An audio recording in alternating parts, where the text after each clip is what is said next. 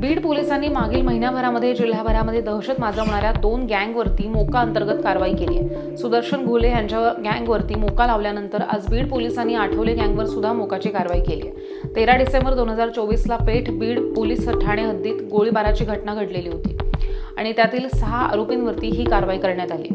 यामध्ये प्रामुख्याने अक्षय आठवले, सनी आठवले, आशिष आठवले, मनीष क्षीरसागर आणि ओंकार सवई यांचा समावेश आहे। या आरोपींनी आतापर्यंत 19 गंभीर स्वरूपाचे गुन्हे केलेत आणि ह्या संपूर्ण गुन्ह्याचा तपास केल्यानंतर ह्या गँगवरती मोका कारवाई करण्यात आली।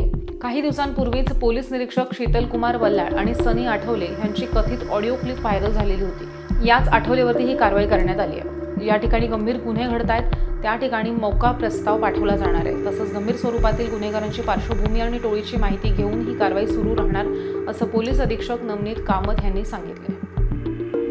अक्षय आठवले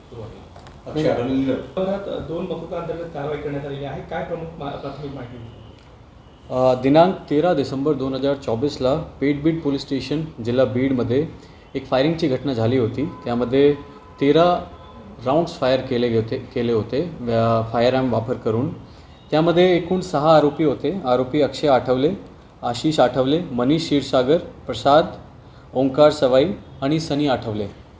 हे 6 लोकांची जो गँग होती त्यांनी एकूण 19 गुन्हे त्यांनी केले होते। ते गुन्ह्याचे प्रकार होते दरोडा, जबरी चोरी, खुनाचा प्रयत्न, खंडणी आणि मारपीट आणि बाकी इतर गुन्हे। त्याचा प्राथमिक तपास PI पेठ बीड पोलीस स्टेशनचे प्रभारीने केला होता। नंतरचा तपास PI LCBने केला होता। तपासाच्या दरम्यान आम्हाला निष्पन्न झाला की हे जो गुन्हेगार आहे ते ऑर्गनाइज्ड क्राईम सिंडिकेट म्हणून ते काम करत आहे। त्यामुळे त्याच्या आम्ही MCOCA अंतर्गत त्याचा प्रस्ताव IG साहेबांना, IG छत्रपती संभाजीनगर रेंज साहेबांना आम्ही पाठवले आणि त्याची सँक्शन आम्हाला भेटलेली आहे। आता हा गुन्ह्यामध्ये MCOCA सेक्शन इन्वोक झालेला आहे आणि त्याचा तपास आता DYSP बीड सिटीकडे वर्ग करण्यात आलेला आहे। सर, आता टोळ्या